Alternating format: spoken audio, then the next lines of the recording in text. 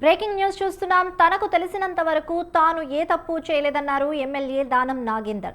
Party మారడం తన వ్యక్తిగత విషయమంటూ చెప్పుకొచ్చారు. పార్టీ మార్పుపై బీఆర్ఎస్ అధినేత కేసీఆర్ వివరణ అడగలేదని, పార్టీ కూడా తనకు ఏ విప్ కూడా జారీ చేయలేదని చెప్పారు ఎమ్మెల్యే దానం. తనపై పిటిషన్ వేసిన వాళ్లకు ఏం అర్హత ఉందో చెప్పాలంటూ ప్రశ్నించారు. పిటిషన్ వేసిన వాళ్ళు కూడా పార్టీ పరంగా కాకుండా వ్యక్తిగతంగానే పిటిషన్ వేశారన్నారు దానం నాగేందర్. ఇక బీఆర్ఎస్ బీజేపీ ఎమ్మెల్యేలు ఇద్దరూ పిటిషన్లు వేయడంతోనే ఆ రెండు పార్టీల మధ్య ఉన్న చీకటి బంధం బయటపడిందన్నారు.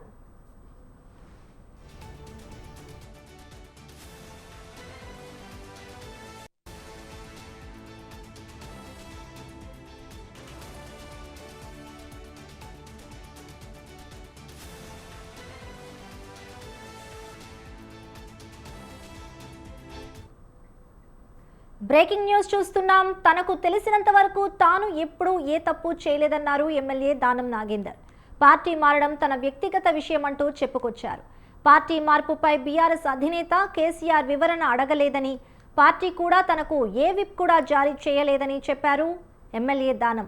తనపై పిటిషన్ వేసిన వాళ్లకు ఏం అర్హత ఉందో చెప్పాలంటూ ప్రశ్నించారు.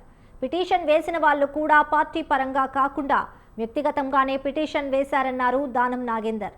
ఇక బీఆర్ఎస్ బీజేపీ ఎమ్మెల్యేలు ఇద్దరూ కూడా పిటిషన్లు వేయడంతోనే ఆ రెండు పార్టీల మధ్య ఉన్న చీకటి బంధం బయటపడిందన్నారు.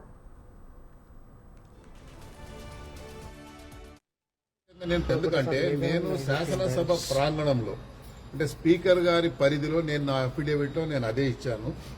నేనేమి ఇచ్చాను, శాసనసభలో నేను కూడా ఎక్కడ కూడా పార్టీకి వ్యతిరేకంగా పనిచేయలేదు. నాకు ఏ రోజు కూడా మన గౌరవనీయులు నాకు కేసీఆర్ గారు అంటే చాలా గౌరవం.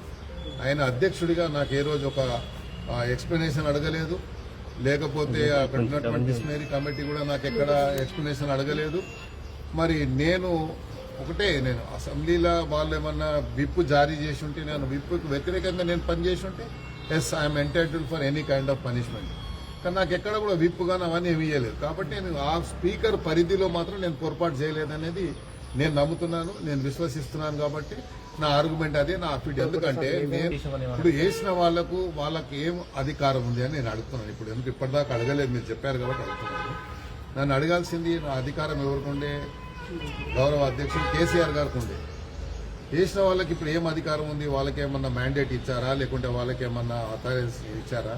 వాళ్ళకి ఏం లేదు. వాళ్ళు కూడా నా లేకనే ఒక ఎమ్మెల్యేలు వేసిన వాళ్ళు ఒక ఎమ్మెల్యేలు పార్టీ తరఫున వేయలేదు, వాళ్ళు వ్యక్తిగతంగా వేశారు. నేను నా వ్యక్తిగతంగా నాది అఫిడేవిట్ నేను వేశాను.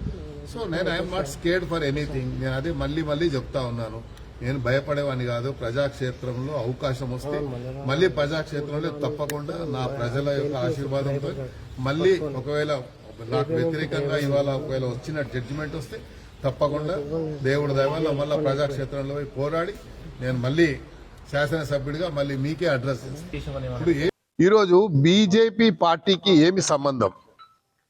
వాళ్ళు ఒక నాలుక శాసనసభ్యుడు పార్టీ పరంగా వేశాడా, ఎవరి పరంగా వేశాడో మహేశ్వర్ రెడ్డి గారు చెప్పలే. అందుకే నేను పదే చెప్పాను, బీఆర్ఎస్ పార్టీ బీజేపీ పార్టీ ఇద్దరు ఒకే దాంట్లో ఉన్న వాళ్ళ యొక్క ఇది కలయిక, అపవిత్రమైనటువంటి కలయిక అని చెప్పి అన్ని సందర్భాల్లో నేను చెప్పాను. నేను పార్లమెంట్ పోటీ చేసేటప్పుడే చెప్పాను. పార్లమెంట్లో కూడా వాళ్ళు వ్యక్తిగతంగా సరెండర్ అయిపోయి ఈరోజు నేను ఓడిపోవడానికి కూడా కారణం వాళ్ళే. లేకుంటే నేను గెలిచి ఉంటే ఈరోజు ఈ పంచాయతీ లేదు, ఈ ఎలక్షనే లేదు.